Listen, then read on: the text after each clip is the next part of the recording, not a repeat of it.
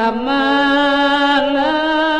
payung laka di salam pagilah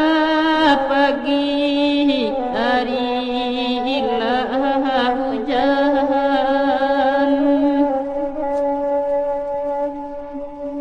oi koja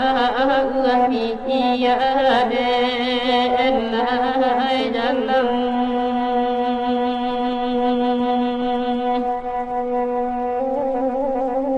asa katibo